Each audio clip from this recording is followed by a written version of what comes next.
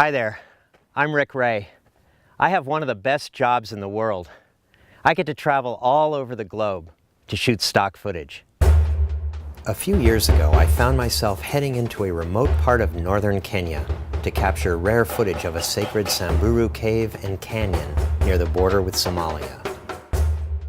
The problem I had was that almost no legitimate safari company would drive me there due to security concerns in the region.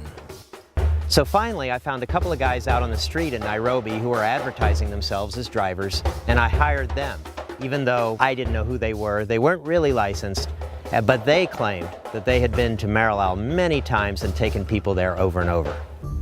The 20-year-old van we hired had a tire with a huge hole in it and a rubber inner tube sticking out. And it was just ready to pop, and I pointed at that thing and I said to the driver, "That thing's gonna go." And he said, "This is Africa. This tire will last 10 more years." So we headed out from Nairobi.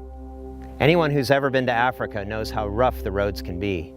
We crossed the equator on a paved road, and then the road gradually deteriorated until it was one of the roughest roads I'd ever been on in Africa. Driving at night off the beaten path in Africa is not recommended. Cars travel without headlights, breakdowns are common, and wild animals can hunt you if you leave your vehicle. And then there's the human element, bandits that come out in the dark. We finally found the caves, and we hired a Maasai warrior to stand in the pool of light in the middle to capture this stock shot that almost no one else has ever filmed. I must admit, I kind of had my bubble burst about the mystery of this place when in the middle of filming, our Maasai warrior got a cell phone call from his mother asking him what time he'd be home for dinner. After we visited the caves, the Samburu warriors did an amazing dance for us in their very own Grand Canyon of Africa. On the third day, we were out in the middle of the desert and apparently getting quite close to Marilal. We took some beautiful shots, but then as the sun started to set, I asked the driver, "How much further do we have to go?" And he said, "We're almost there, very, very soon." We took a few more shots, and then of course the sun sets very quickly in Africa. And suddenly it was dusk, and then it was dark. We crested up over a hill, and we looked out over a vast open region of darkness. Not one single light, not one sign of human habitation anywhere.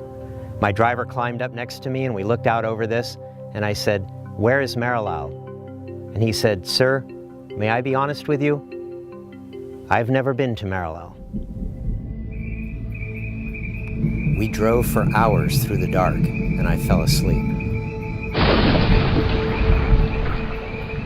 And then suddenly I woke up. Things weren't quite normal. The van was going way too fast for that road. And somehow the driver seemed more nervous than before. I asked him, "What's going on?" And he looked back over his shoulder and he said, "Behind us." A car had come out of nowhere in the desert and was now following us at high speed, only inches from our back bumper. We all knew that being followed this closely by a car out in the middle of the desert at night was not a good sign.